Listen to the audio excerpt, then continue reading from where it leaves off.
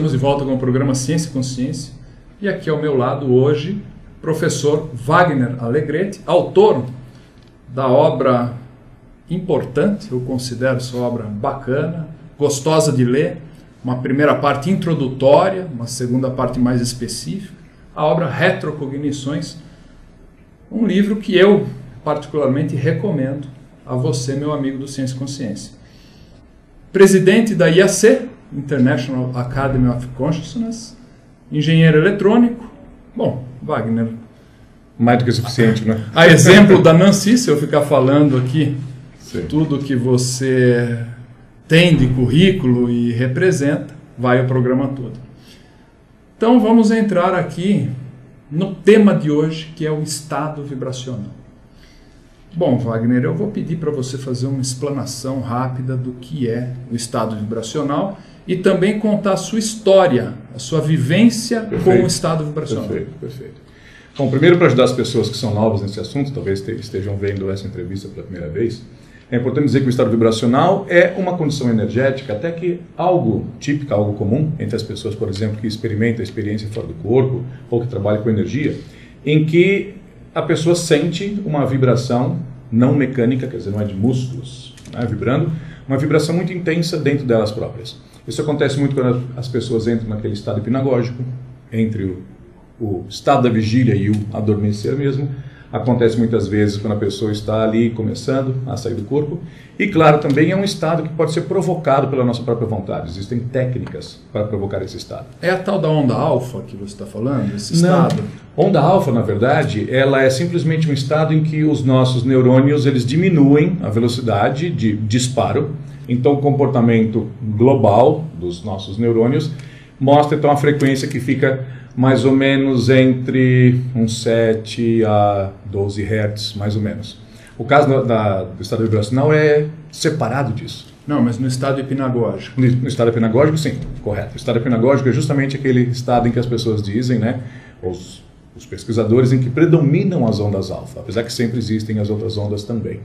Então, esse estado vibracional, se nós quiséssemos caracterizar ou explicar de maneira melhor, é importante dizer que temos que ir com muita calma, porque nós não entendemos ainda muito bem qual é a natureza dessas energias. Parece não ser eletricidade, parece não ser nenhuma dessas energias conhecidas nossas, quer dizer, não é energia térmica, não é energia química, é uma outra forma de energia. Mas parece ter um comportamento vibrátil, parece ter uma característica, quer dizer, de frequência que oscila dentro do tempo. Então, o estado vibracional para nós, do jeito que nós entendemos, é como se fosse uma ressonância, uma coerência, uma coesão, um uníssono de todas as vibrações bioenergéticas que nós temos no nosso corpo. Para aqueles que não entendem o que isso quer dizer aqui com bioenergia, é o que a maioria chamaria, por exemplo, de energia vital, de prana, chi, orgônio, energia cósmica. Existem dezenas, na verdade, um pouco mais de uma centena de nomes diferentes, sinônimos para isso. Mas quando se fala da energia vital, aquilo que mantém o corpo físico vivo, falamos aqui na nossa terminologia do energossoma, daquele corpo energético que funciona de interface entre os nossos corpos mais sutis, psicossoma, ou corpo astral para muitos, e o corpo físico. Então, este energossoma, esse corpo de energia, ele muitas vezes está funcionando como se fosse uma orquestra quando está ainda ensaiando, afinando os instrumentos. Cada instrumento, cada um dos músicos, num ritmo diferente, numa música diferente, mas depois vem o maestro. Quando o maestro chega, tac-tac, bate, todo mundo para, e todo mundo vai começar a tocar junto. Esse é o estado vibracional. Então, existe, como eu dizia, uma ressonância, uma coerência, um alinhamento daquelas vibrações todas do nosso corpo. E o maestro é a consciência. Exatamente. E o fato é que ainda este maestro, a consciência, no nosso caso, para a maioria das pessoas, ainda não aprendeu a comandar, a controlar esse estado vibracional. Então, nos meus cursos, eu sempre uso essa espécie de analogia, mas que na verdade não é só uma analogia, na verdade é bem o fato de uma coordenação motora diferente que nós precisamos adquirir. Então, chamo isso de uma paracoordenação motora. Ou se nós fôssemos falar de psicomotricidade, seria uma parapsicomotricidade. É uma habilidade. É uma habilidade. Então, por exemplo, física. Exato. Assim. Então, por exemplo, todo mundo, em condições normais, pode se mover. Mas nem todo mundo tem a graça de movimentos, por exemplo, de uma geisha, por exemplo, naquela cerimônia do chá. Nem todo mundo tem a graça de movimentos, por exemplo, de uma bailarina clássica. Então, coordenação motora não é só a capacidade de mover-se, mas é a capacidade de coordenar, sincronizar dentro de uma maneira muito fluida os nossos movimentos. Por exemplo, muitas vezes as crianças têm essas brincadeiras, por exemplo, de bater a mão na cabeça e girar a barriga, e a maioria das pessoas bagunça tudo isso, não é? Por quê? Porque as pessoas não têm esse nível de coordenação motora fina. O que acontece com o estado vibracional, quando nós queremos provocá-lo através de técnicas, quer dizer, voluntária, é que ele precisa justamente de uma coordenação motora muito mais específica, que, claro, depende de tempo. Então, como nós já vimos muitas vezes, o que acontece com a maioria das pessoas que não conseguem dominar ou criar o estado vibracional é que elas não se deram o tempo suficiente para chegar a este ponto. Então, nós costumamos dizer, primeiro, por exemplo, nós somos capazes hoje de caminhar, mas antes de sermos capazes de caminhar, nós tivemos que adquirir o quê? Capacidade de engatinhar. Tem que aprender passo a passo. Antes de engatinhar, nós tivemos que dominar o quê? A capacidade de ficarmos sentados, um bebezinho durinho. Antes de ficarmos sentados firmes, o bebê tem que fazer o quê? Segurar o próprio peso da cabeça. Então existe um progresso natural. Então existe muitas vezes gente, por exemplo, que quer dominar o estado vibracional, numa condição em que, guardadas aqui as devidas proporções na analogia, a pessoa nem ainda consegue segurar a própria cabeça. É como dizer para uma criança que você espera que ela caminhe quando ainda não consegue ter a coordenação motora ou até a força muscular para segurar o próprio peso. O cidadão quer queimar a etapa, é isso. Exatamente. O que acontece também hoje, nós vemos isso muito claramente, até, quem sabe, há uns 50 anos, há uns 100 anos, as pessoas eram mais acostumadas a uma espécie, vamos dizer, de escala de tempo diferente nas coisas. Tudo era mais lento, devagar, sim. As pessoas davam tempo ao tempo. Dou esse exemplo, por exemplo, que o meu avô, lembro disso há muitos anos, quando ele disse que tinha plantado 2 árvores frutíferas para os netos deles. Uma árvore de crescimento muito lento. Então você vê, quem hoje que planta uma árvore para os seus netos usufruírem? É difícil. Hoje usamos a internet, clicamos no website, se aquela página não carregar em 10 segundos, nós já xingamos, já clicamos no outro lugar. Já está atrasado. Então nós chegamos nesse ponto hoje em que nós estamos acostumados, viciados, eu diria até, como é que se fala? Mimados, estragados, de que nós queremos os resultados todos muito rápidos. Então uma pessoa mesmo para dominar o estado vibracional como deve ser, ela vai demorar alguns anos. Como é que a pessoa vai achar então que ela vai conseguir fazer isso num curso de final de semana? Isso tem dificultado realmente muita gente a chegar ao estado vibracional, porque as pessoas não têm a paciência, muitas vezes não reconhecem as etapas necessárias para chegar lá. Então, a sua vivência nisso? Minha vivência. Eu comecei a ter projeções conscientes espontâneas desde criança e não sabia como provocá-las, mas eu já tinha sentido esta tal coisa da energia, porque muitas vezes eu sentia uma espécie de, como que eu vou dizer, eu não chamava de estado vibracional, mas parecia um zumbido dentro do corpo, eu chamava aquilo do zumbido. Depois, isso foi provavelmente em 1980, quando eu comecei a ler mais os assuntos e vi que várias pessoas, vários autores, principalmente o Robert Monroe, ele falava muito do estado vibracional, foi a primeira vez que eu ouvi falar naquilo. E ele ensinava uma técnica que no meu caso não funcionava para nada. Eu tentava obter o estado vibracional daquela forma e não conseguia.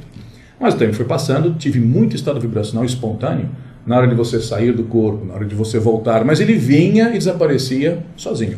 Mas eu vi, por exemplo, que eu conseguia pelo menos controlar a intensidade dele. Ele já existindo, eu conseguia intensificá-lo, eu conseguia diminuí-lo, eu conseguia modulá-lo. Você já tinha habilidade suficiente alguma para aquilo.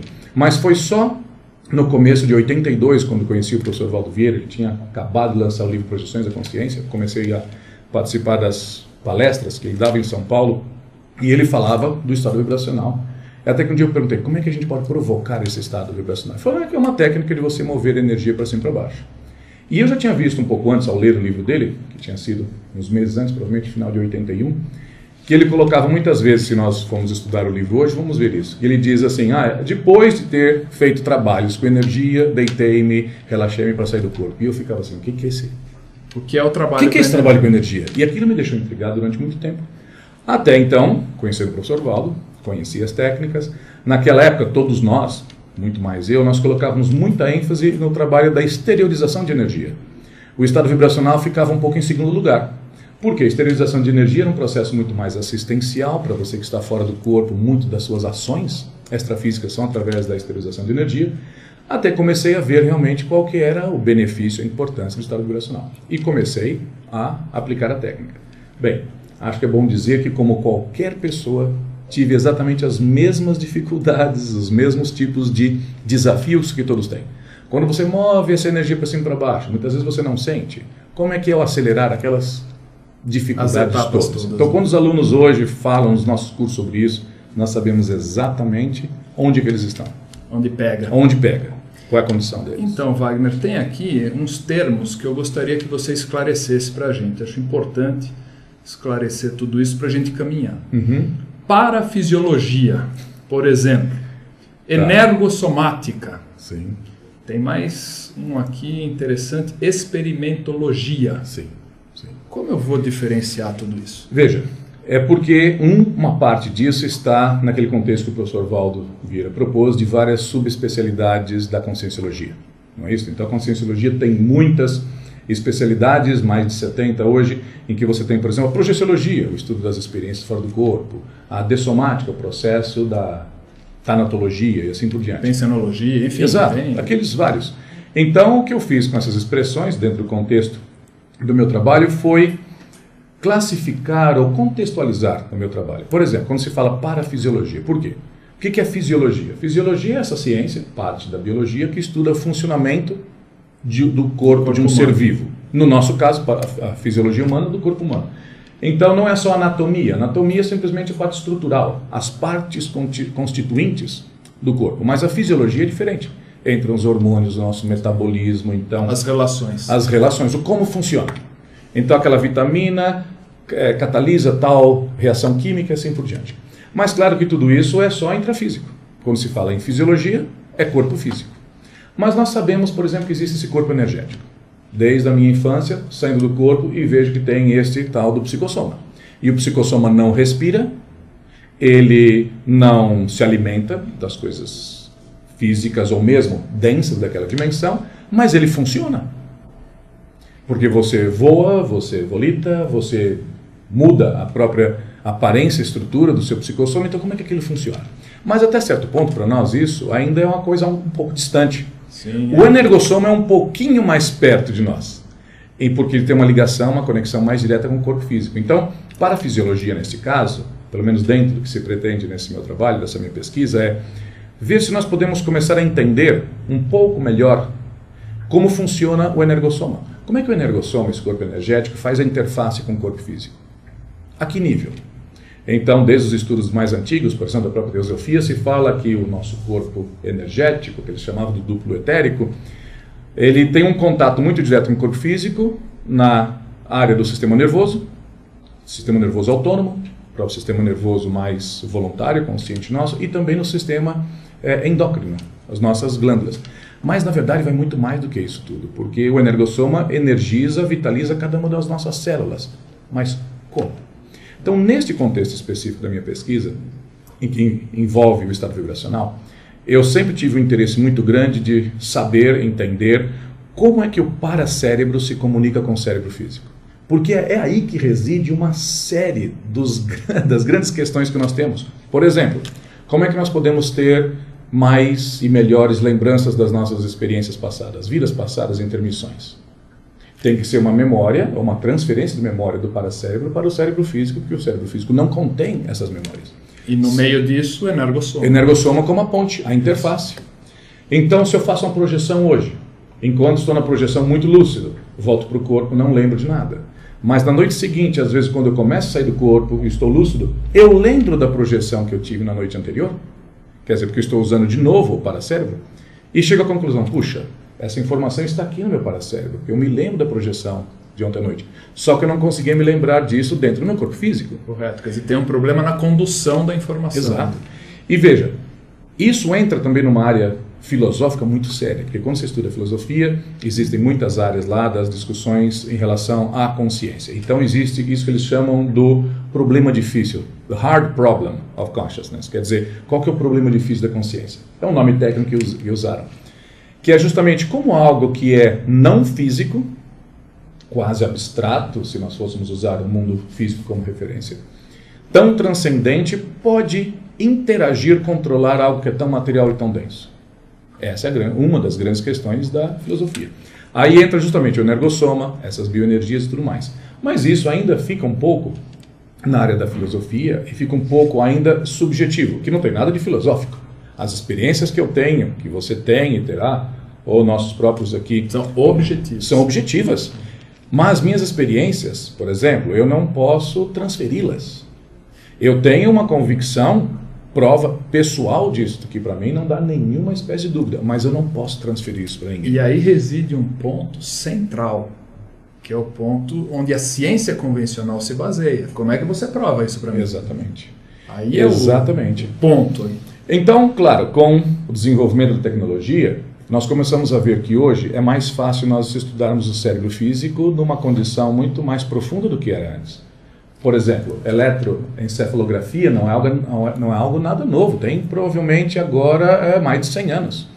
Mas isso só dá só um lado muito, vamos dizer, específico do funcionamento do cérebro. Mas então eu comecei a pensar, bem, se nós estudarmos o cérebro enquanto a pessoa está tendo um EV, o que vai acontecer com o cérebro? Porque hoje, por exemplo, com a chamada ressonância magnética funcional, quer dizer, não te dá uma imagem só anatômica do cérebro. O cérebro em movimento. O cérebro funcionando. Então, para aqueles que nunca viram isso, pode-se colocar uma pessoa deitada, relaxada, tem até fotografias que vocês vão poder ver aí, ela entra dentro daquela máquina, que na verdade é um grande magneto, supercondutor, e essa imagem, ou melhor, essa máquina vai mostrar primeiro o cérebro como está, e depois você passa por um tempo em que a máquina se ajusta, se afere, tem lá, vamos dizer, uma coleta de dados inicial, e você pode ficar muito relaxado e a máquina se ajusta. Mas, por exemplo, você começa a fazer um procedimento muito simples, como tocar as pontas do seu dedo. E você vê claramente, depois na imagem, uma área motora do cérebro, do lado esquerdo, que ela se ativa. Então aparecem cores ali, mostrando que aquela área está mais, vamos dizer, estimulada, trabalhando mais do que o resto do cérebro. E claro, já fizeram isso para testar visão, memória, emoções, uma série de coisas. Hoje tem até estudos, por exemplo, que tentam mostrar que se uma pessoa está falando a verdade ou mentindo, porque o cérebro se comporta de maneira diferente quando se está falando a verdade ou mentindo. Já querem usar isso no direito já. Muito melhor do que aqueles detetores de mentira que se baseiam em mudança da resistência elétrica da pele, respiração e outras coisas mais. Porque isso pode ser também, vamos dizer, pode ser alterado, a pessoa pode controlar alguns desses fatores. Mas tomando tudo isso como exemplo, eu pensei, quando a pessoa faz EV, quais áreas do cérebro se ativam? Seria uma área específica do cérebro, que seria especializada naquilo? Seria o cérebro como um todo? Predominaria, por exemplo, um tipo de onda cerebral? Seria, por exemplo, se nós tivermos uma área mais ativa, essa área teria alguma outra função no nosso corpo? Por exemplo, a área motora, a área da propriocepção, quer dizer, o sentir do próprio corpo? Então tomei uma série de, vamos dizer, de possibilidades. Mas claro que a hipótese, primeiro será que ao entrar em EV, alguma coisa aparece no cérebro físico? Porque essa é uma hipótese que tem que ser testada. Claro. Mas tudo indica que sim, por quê? Por que eu escolhi o EV para fazer essa análise da ponte extrafísico e intrafísico? Primeiro, porque ele pode ser repetido. Uma projeção já não é tão fácil de ser repetida a qualquer hora que se queira. No meu caso, eu não tenho 100% de controle da minha projetabilidade. Vamos dizer que eu tivesse 10%, que deve ser mais ou menos o que eu tenho. O que quer dizer 10%? Se eu tentar 10 vezes, uma eu consigo. E claro que isso varia muito. Já tive períodos em que meu índice de acerto era 90%. Que de cada 10 vezes, 9 eu conseguia. Mas não hoje com essa vida louca que nós temos. Mas com o EV, hoje, para mim, é 100%. Todas as vezes que eu tentar, eu vou conseguir. E tem outras pessoas também que conseguem. Como é muito importante na ciência, pelo menos desta forma, que não é só a autoexperimentação, a autopesquisa, mas a ciência mais pública, a ciência da divulgação, a ciência das pesquisas publicadas. É muito importante a replicabilidade. E a replicabilidade, a repetição das experiências não é tão fácil quando se envolve aspectos mais subjetivos conscienciológicos. Então eu pensei, o EV é um dos fenômenos daqueles que seriam dos mais fáceis de serem repetidos. E ainda assim é muito difícil para muita gente. Então nós poderíamos colocar diferentes pessoas nestas máquinas. Fizemos uma vez só com o eletroencefalógrafo, fizemos já várias vezes com o equipamento de ressonância magnética nuclear funcional. Temos até imagens depois que nós vamos poder mostrar aqui. Mas é importante, neste caso, não analisar só uma pessoa. Por quê? Pode ser que cada um tenha ligeiras diferenças uns dos outros. Pode ser que uma pessoa isso na sua pesquisa. acusou. Isso que é interessante. Então, a primeira coisa foi, pelo menos dentro de dados preliminares, e é muito importante ressaltar isso, estes são dados achados e conclusões preliminares. Sim, a pesquisa não para. Né? Não para e ela ainda tem que ser repetida. Tem um campo enorme. Exato, e é muito importante porque muitas vezes dados preliminares são apresentados como definitivos e depois você é obrigado a voltar atrás. Mas dentro desses dados preliminares, primeiro, nós já vimos que realmente quando a pessoa faz a OLV, aquele movimento de energia dentro do corpo, e quando ela chega ao EV, isso aparece no cérebro, o cérebro muda e isso é visível.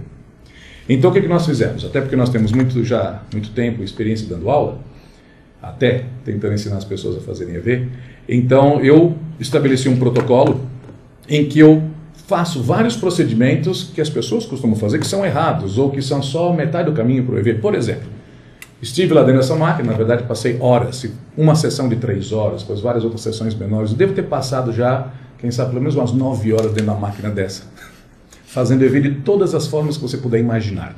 Eu faço ideia a cena. A cena. Tem as fotografias depois que nós podemos mostrar aqui que nós tiramos várias. Mas, por exemplo, qual foi o meu protocolo? Deitar e ficar simplesmente relaxado, você não faz nada. Isso te dá um ponto de partida. Depois, por exemplo, inspirar e expirar profundamente, mas de forma consciente, porque a respiração é autônoma para nós, ela é automática. Mas, quando você respira conscientemente, já tem outras áreas do cérebro trabalhando. Certo. Você põe atenção na respiração. Exatamente. Então nós vimos, ou tentamos ver se aquilo aparecia nas imagens do cérebro. Não apareceu nada. Depois eu comecei a mover os olhos para cima e para baixo. Que muita gente, quando vai mover energia para cima e para baixo, ele segue com os olhos. Há um movimento físico. E nós não vimos absolutamente nada de especial. Houve na imagem da ressonância simplesmente a indicação do movimento do globo ocular em si, mas nada mais. Está correto fazer isso ou não, na prática da OLV? Não é um grande empecilho, mas é o ideal que nem isso haja. Mas também ninguém deveria ficar obcecado com isso. A sincronização com a respiração é muito mais problemática. Porque tem gente quando move energia para cima, inspira. Quando move energia para baixo, expira. Aí na hora de acelerar, Exato. dá um banzé. Na hora da aceleração, a respiração acaba sendo, então, uma limitação. Porque se a pessoa realmente respirar muito rápido, ela vai hiperventilar, vai ficar tonta, tem gente que desmaia, aquela coisa toda. Algo vai dar errado. Algo vai dar errado. E mesmo que alguém não tivesse nada dessas, vamos dizer, desses probleminhas fisiológicos, limita a velocidade máxima que você pode chegar. Mas o que eu fiz também? Muita gente tenta imaginar essa luz. E eu fiz exatamente isso. Deixa eu só imaginar uma luz que se move ao longo do meu corpo. Eu imaginei acelerando. E sabe o que aconteceu com o meu cérebro lá? Nada. Não indica nada. E foi fazendo várias outras... A imaginação também não é o melhor processo. Não é o melhor processo. A imaginação é muito importante para nós, para outras coisas. Sim, é a base da criatividade, tudo, mas não para o EV. Uma outra coisa que fiz também, que é diferente do imaginar, é seguir percebendo cada porção do meu corpo. É focalizar, por exemplo, agora eu posso sentir meus pés, que eu até agora não pensava neles. Agora eu posso passar para sentir, por exemplo, meus tornozelos. Posso sentir minhas panturrilhas, minhas canelas. Posso sentir meus joelhos e assim por diante. Então só esse escaneamento, vamos dizer, perceptivo, que vai varrendo o meu corpo para cima e para baixo, também, naquela condição, não mostrava nada de especial. Mas na hora que eu comecei realmente, de verdade, depois de ter repetido esses outros várias vezes, realmente a mover energia, se vê claramente certas áreas do cérebro que se ativam. Pelo menos dentro da maioria dos experimentos que nós fizemos até agora, notamos uma atividade maior dos lobos frontais, mas ainda maior dos lobos temporais. Por algum motivo maior do lado esquerdo. Esse é um dado preliminar. Nós teríamos que fazer isso com várias outras pessoas, por exemplo, e ver, será que também nas outras pessoas existe essa predominância da atividade no lobo temporal esquerdo?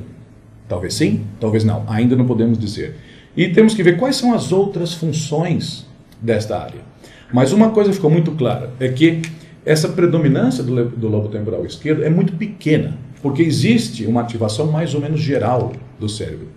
Dentro dos dados preliminares, que eu vou ter que repetir o preliminar muitas vezes, parece que o EV é um funcionamento mais ou menos do cérebro como um todo, em conjunto. Mas o dado mais impressionante que nós tivemos é assim. Eu ficava lá na máquina, a Nancy me ajudando junto com o médico na outra sala, e depois nós invertemos também, a professora Nancy entrou dentro da máquina, mas eu começava a fazer a OLV e eu tinha assim, uma espécie de uma pequena campainha que eu apertava quando chegava ao EV. Então, lá dentro da sala de controle, fazia pip. Então, eles procuravam ver exatamente o que acontecia ali.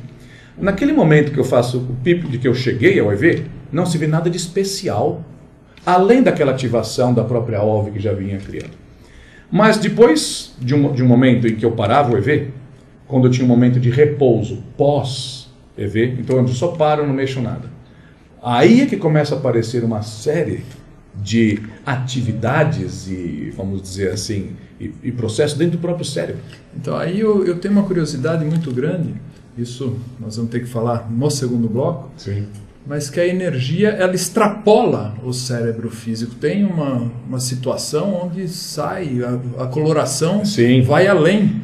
Esse é dos dados que eu estava reservando para depois, porque esse é dos mais difíceis de se explicar. E eu gostaria de entrar nisso no segundo bloco. Até lá.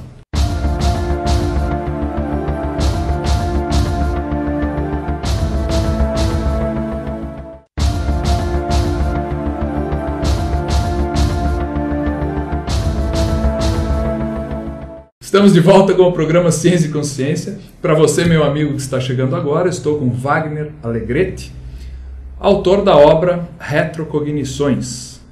Wagner Alegretti, professor, pesquisador, faz de tudo na conscienciologia. E mais um pouco.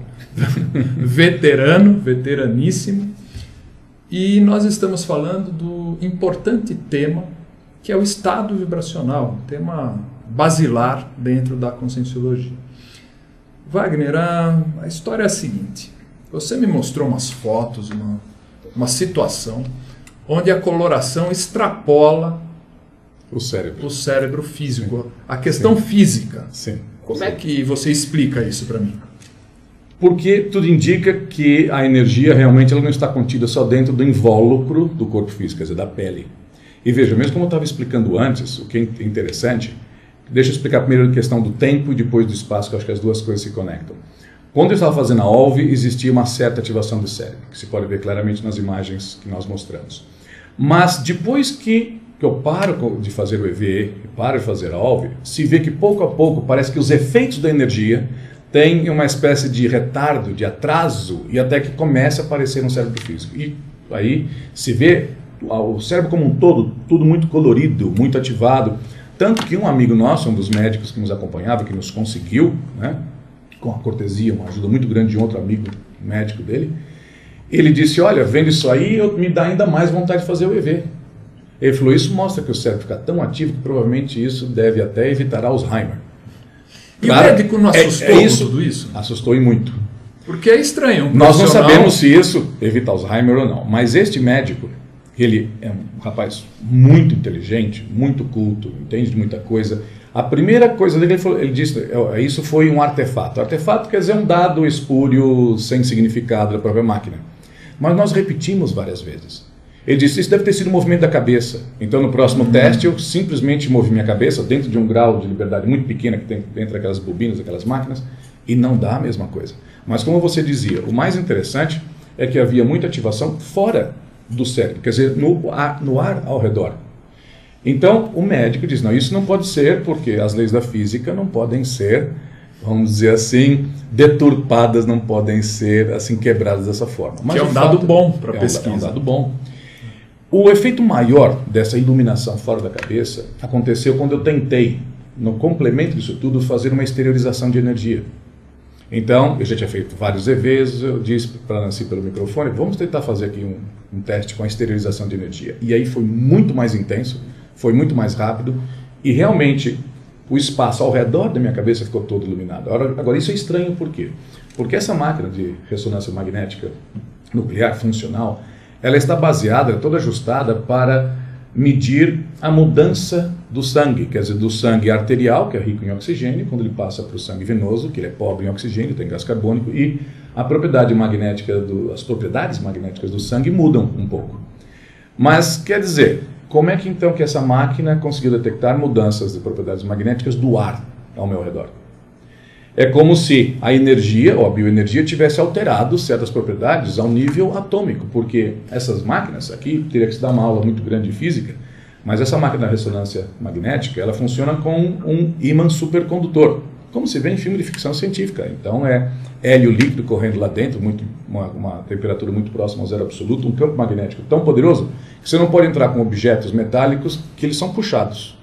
Um objeto metálico que vai ali para a bobina e depois você não consegue puxar. e que faz que esse campo magnético coloca os prótons, somente de hidrogênio, todos alinhados. E depois existe uma bobina que dá pulsos eletromagnéticos que fazem esses prótons se moverem. E aí a máquina detecta uma série de parâmetros com isso. Então, para dizer que a bioenergia... Falou o engenheiro agora. Mas é porque isso dá um contexto para as pessoas entenderem. Por quê? Para dizer que a bioenergia mudou o alinhamento, o comportamento de prótons dentro da matéria, é uma coisa que assusta demais um físico. Então, para tentar ter uma ideia um pouco diferente disso, o que eu fiz? Muitas vezes, quando eles vão ajustar a máquina, testar, eles usam uma garrafa com água, com algumas substâncias lá, que eles chamam do Ghost. Então, eu coloco uma garrafa de plástico, que tenho também numa fotografia, se vocês quiserem ver depois, coloca no lugar que a cabeça da pessoa ficaria dentro dessa máquina. Então, eles ligam, fazem todos os testes, e normalmente o que se vê é só um círculo cinzento, sem nenhuma atividade específica. Porque a água está inerte, sim, só tem água ali. Só tem água e não existe nenhum processo metabólico, orgânico funcionando. Então eu tive a ideia, bem, e se eu deitar nessa máquina e colocar minhas mãos por fora dessa bobina, que existe, parece um capacete, e eu energizar esse tal do Ghost, essa garrafa d'água, num determinado momento. Então, felizmente, nossos amigos lá, principalmente esse médico, dono da clínica, muito aberto, então permitiu que nós fizéssemos isso. Então, a máquina ativada, fomos puxados lá para dentro daquela bobina. Então, cada sessão de experimento era assim, um período sem eu fazer nada, completamente relaxado, um período de atividade, que nesse caso seria eu exteriorizando energia para aquela garrafa, e depois um outro período, de novo, sem fazer nada. Então, estou lá eu com as minhas mãos, primeiro período de aquisição de dados, eu não faço nada, você só vê a garrafa, como se fosse um corte transversal dela, cinza, sem nada. Quando eu começo a esterilizar a energia, começa a aparecer umas luzes, umas manchas coloridas dentro da água. E claro que nós não tivemos tempo de fazer todas as possíveis, vamos dizer, experimentações de controle, mas cheguei a fazer algumas. Por exemplo, será que era o movimento da minha mão que criava um artefato? Então cheguei a mover a mão, produz sim alguns sinais, mas não exatamente daquela forma. Mas isso é muito importante, pelo menos para mim, porque eu tenho uma outra linha de pesquisa que é justamente do estudo da bioenergia em si. O que ela é, como que funciona. E se seria possível, por exemplo, para nós, desenvolvermos uma tecnologia para detectar essa bioenergia. Então, mesmo antes de nós fundarmos o Instituto em 88, de 86 a 88, eu estava fazendo uma série de experimentos, tinha acabado de me graduar em engenharia eletrônica, então eu estava com tudo aquilo muito fresco na minha cabeça ainda, e comecei a desenvolver alguns instrumentos para essas medidas, usando proteína, variação de certos parâmetros elétricos de proteína com a bioenergia. Mas com isso agora me dá umas outras ideias muito interessantes, porque veja, Tom, aqui o nosso objetivo maior não é provar, porque para a pessoa que é renitente contra essas ideias... não adianta nada. Não adianta. O homem chegou à Lua e ainda muita gente não acredita que o ser humano já tenha estado lá. De que valem as provas? Se a pessoa é cabeça dura, prova não vale de nada. Até porque no século XIX tivemos tantos fenômenos na Europa e tudo, quer dizer, já foi ectoplasmia e tudo. Então, esses experimentos não têm por objetivo provar nada para ninguém, porque a prova é uma coisa muito relativa. Mas para aquelas pessoas que já têm certa abertura, que têm a mente mais aberta, isso poderia ser muito interessante, porque a partir disso nós poderíamos entender melhor a bioenergia, a interação da bioenergia com o corpo humano, com a matéria orgânica, que nós poderíamos entender, por exemplo, quantas das doenças nossas não são causadas por um problema energético e não fisiológico. Coloca-se uma pessoa em todos os exames possíveis e imagináveis, se faz vamos dizer, uma análise profunda do cérebro dela, não aparece nada no cérebro. Mas tem um problema. Então, o problema pode ser nas energias, pode ser nessa interface entre paracérebro e cérebro físico. Chega a ser até provável que seja mesmo. Exato. Essa questão. Então, veja, se nós entendermos isso melhor, nós podemos entender, pouco a pouco, gradativamente, como é que, pelo menos, certos aspectos do energossoma funcionam. Qual é a interface com o corpo físico? Wagner, olha só, você falou que a intenção não é provar nada, mas não acaba provando, porque, veja, uma coisa é um eco neurológico na pesquisa. Uhum. Tudo bem, você descobre a parte do cérebro que ativa, sim, tudo bem. Agora, se vai além... Que prova alguma coisa, prova. Mas, como eu disse, para aquelas pessoas que têm mente mais aberta. Claro que isso vai provar e claro que isso ajudaria muito. Porque vamos supor aqueles cientistas que o neurologista, por exemplo, que já sejam mais abertos. Isso pode fazer com que eles se interessem muito por isso.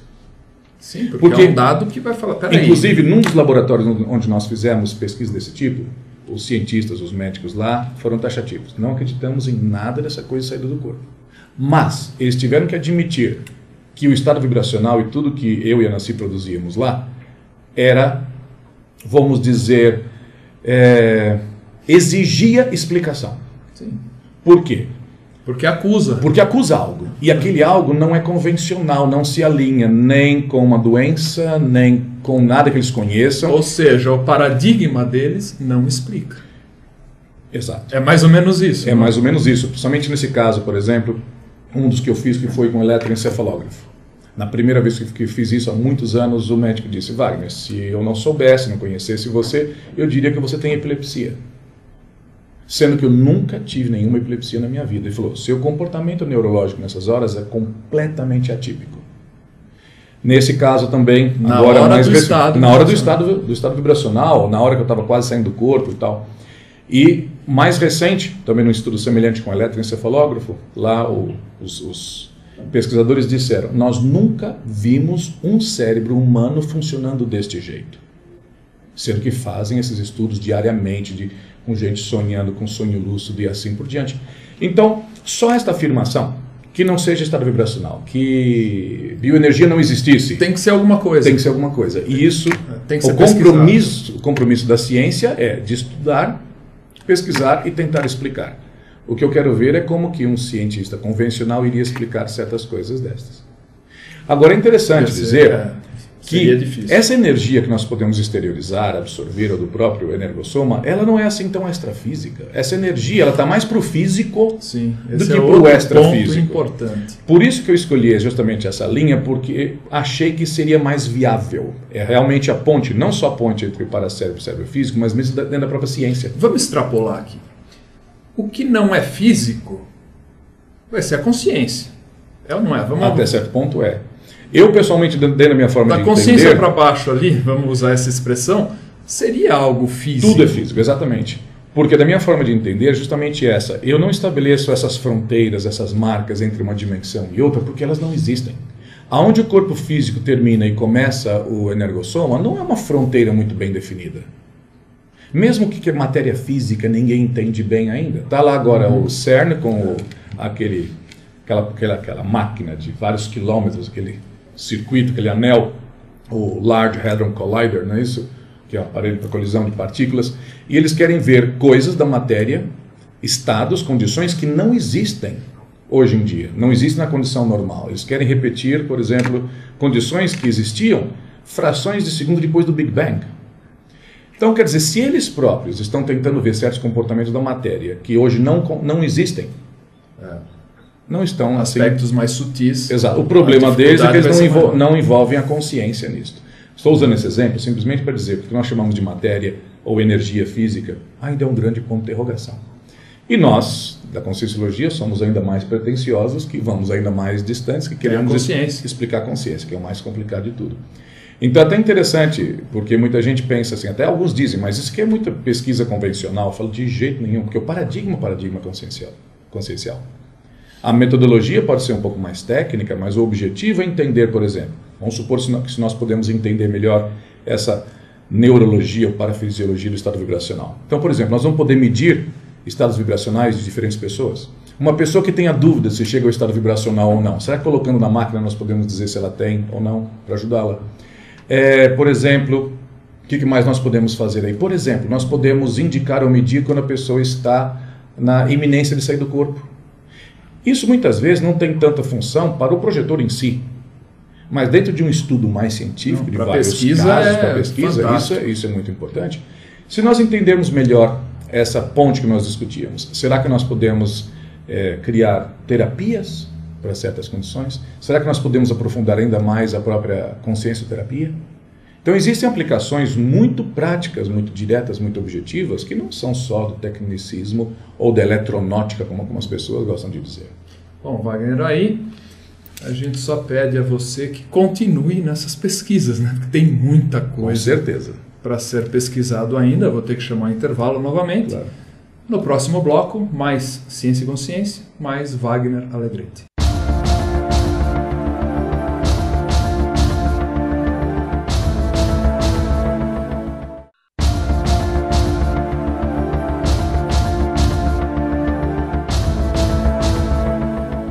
De volta com o programa Ciência e Consciência.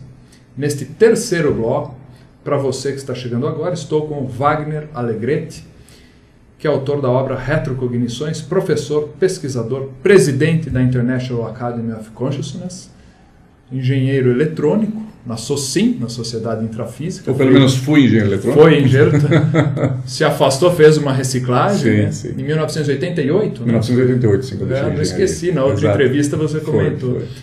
Bom, Wagner, nesse terceiro bloco, eu estou querendo ver assim, a técnica propriamente dita. Sim. E depois eu gostaria de fazer aqui uma brincadeira séria aqui contigo. Nós vamos fazer uma situação.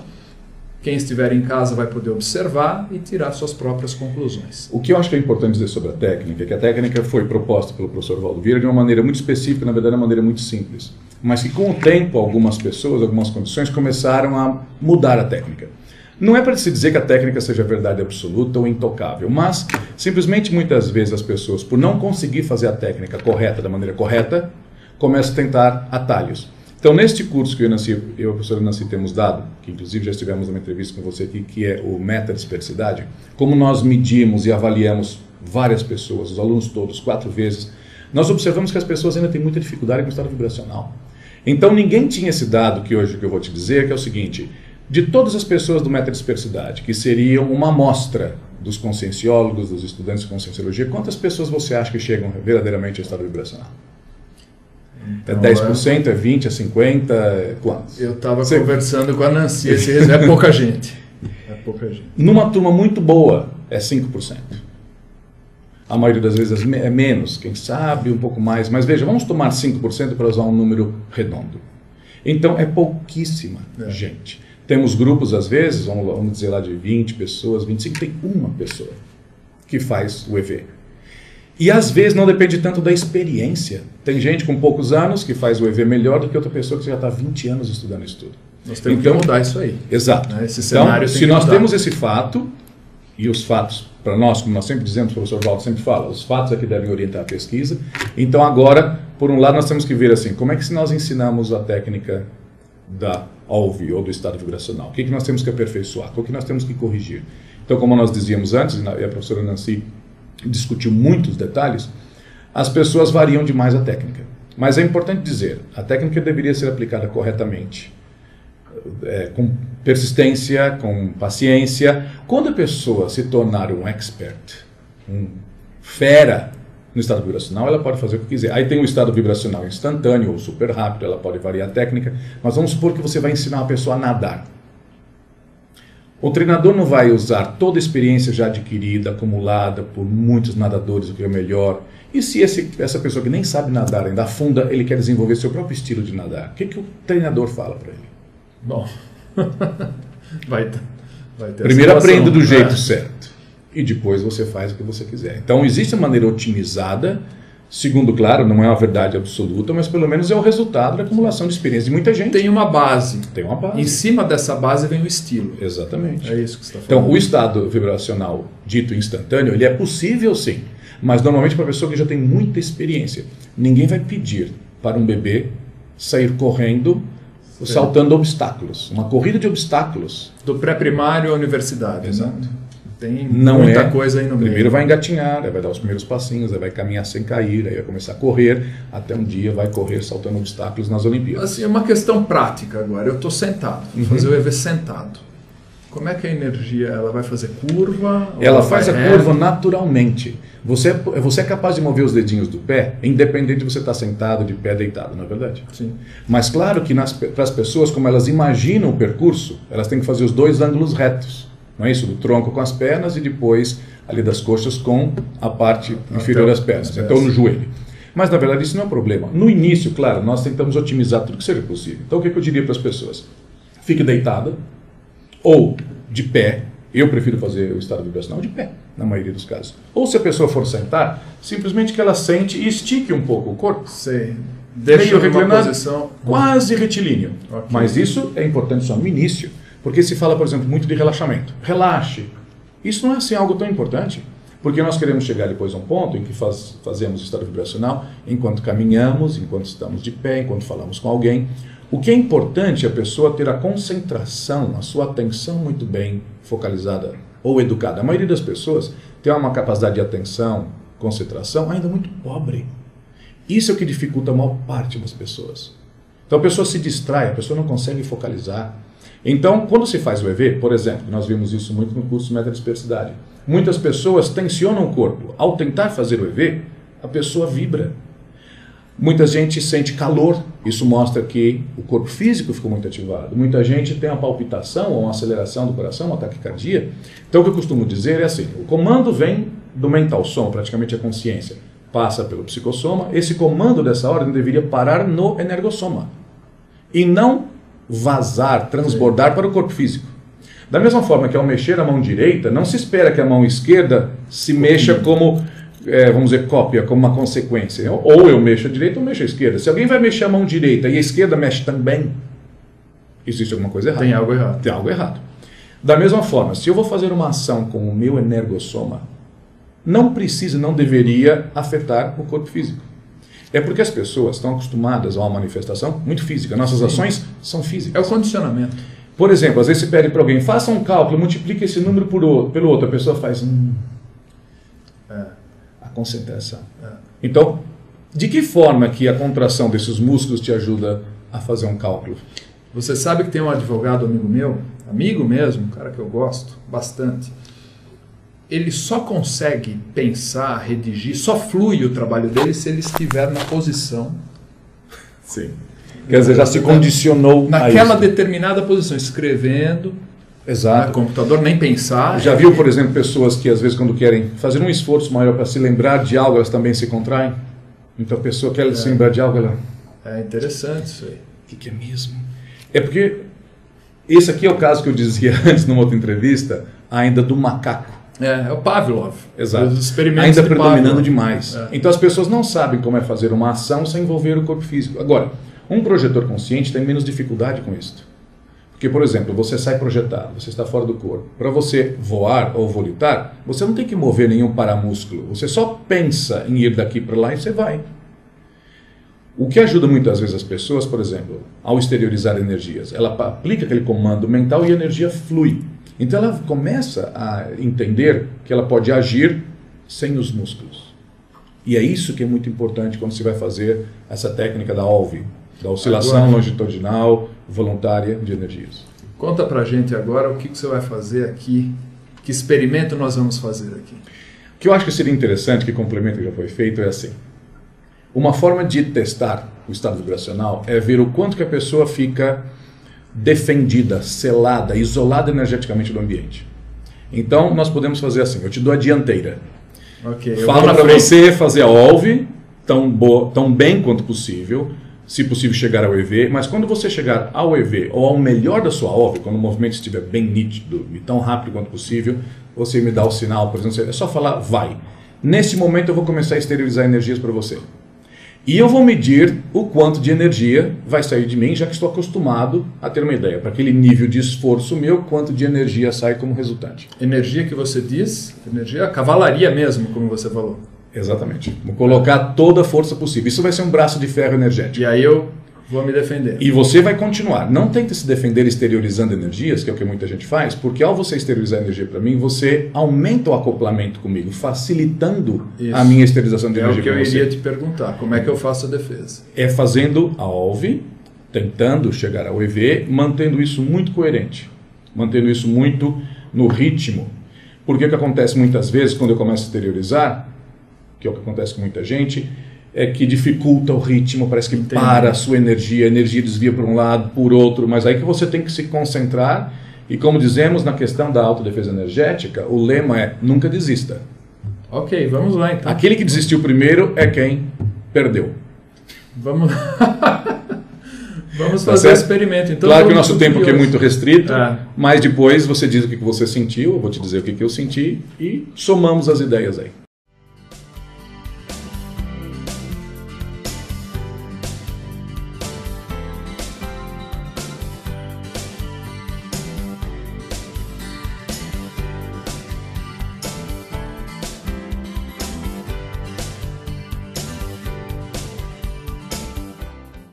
que você sentiu?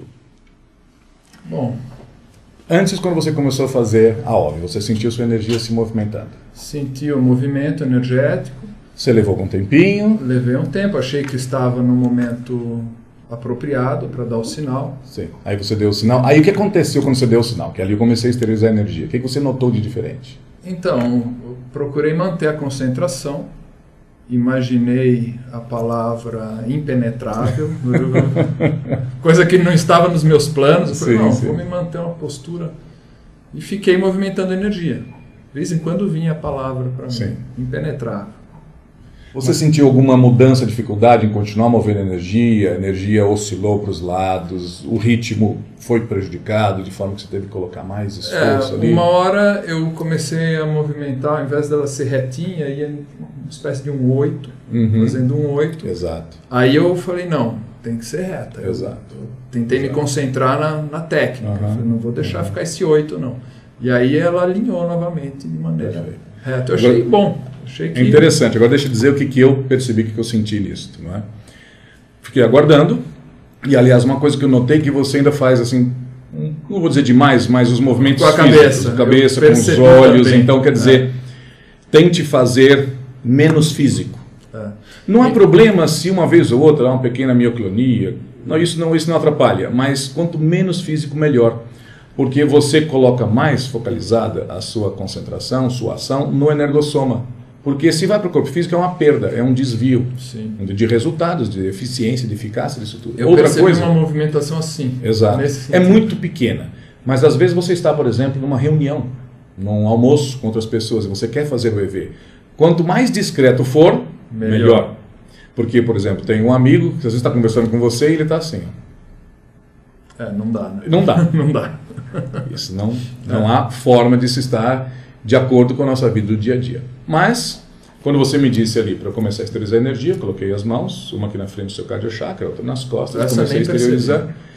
E, logo de início, ainda passava bastante energia. Mas, normalmente é assim. A pessoa, depois, ela vai se ajustando quando ela melhora. No seu melhor momento, eu diria assim que você bloqueava uns 50% da energia.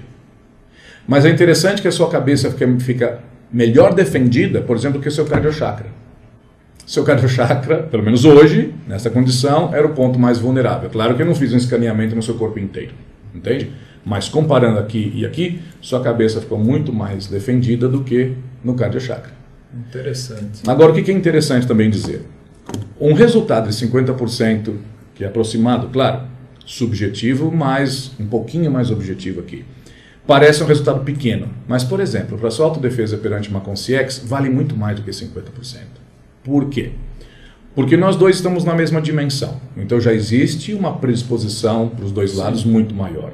Nós já temos certa amizade, certo conhecimento, já andamos aí juntos muito tempo. Isso já cria um acoplamento, uma afinidade das energias. E é sempre mais difícil defender energias numa condição assim. Uma Concierge que por qualquer motivo venha, vamos dizer, te chatear, ela já tem primeiro uma diferença de dimensão.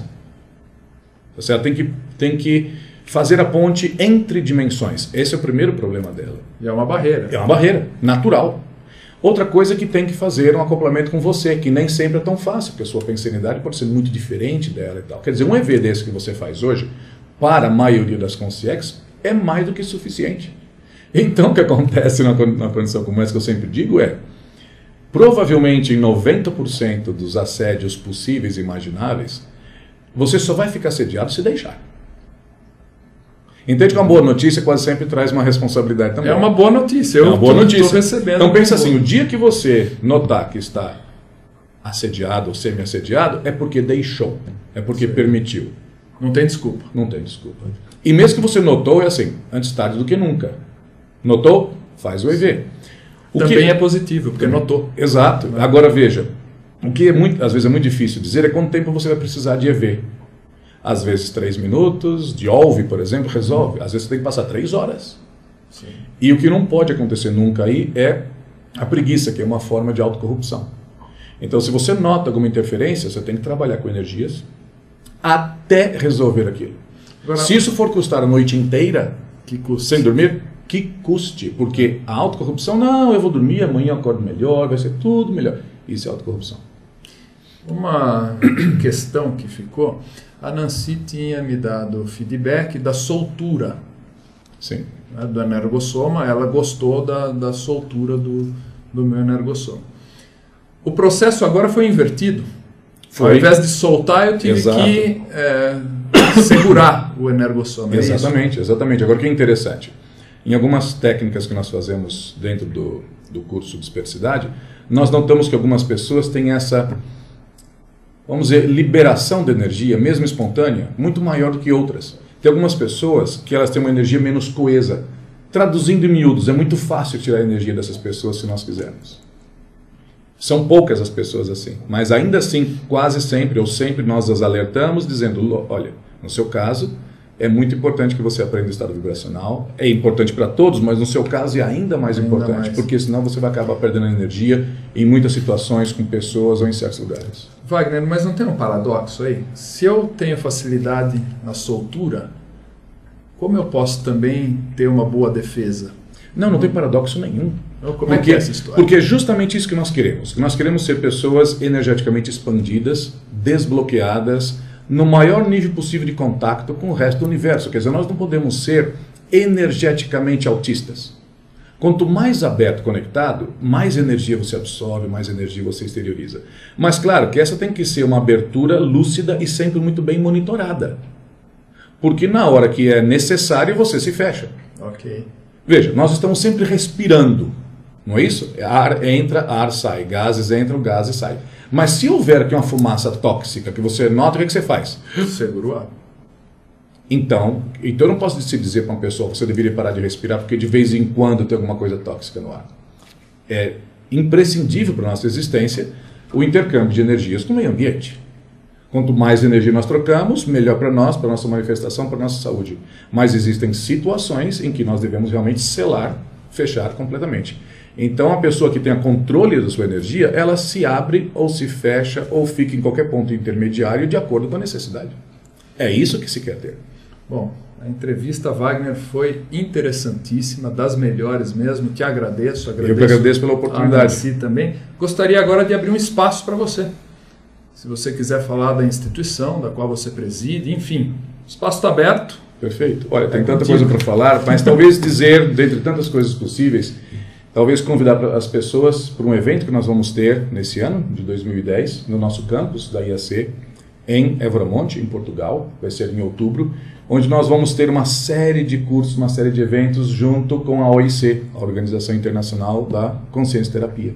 Acho que é muito interessante para os brasileiros, as pessoas que estiverem aqui, ou pessoas, na verdade, do mundo inteiro, porque pela internet hoje todo mundo do mundo inteiro vê, conhecer o nosso campus, porque nós já temos lá 4 laboratórios construídos, são laboratórios muito interessantes, alguns deles são muito sofisticados. Sim, e que ajudam muito as pessoas com muito que nós estamos discutindo aqui. Um deles que é muito interessante, apesar que construtivamente ele é muito simples, é uma casinha na árvore, que é o nosso laboratório da fitoenergia.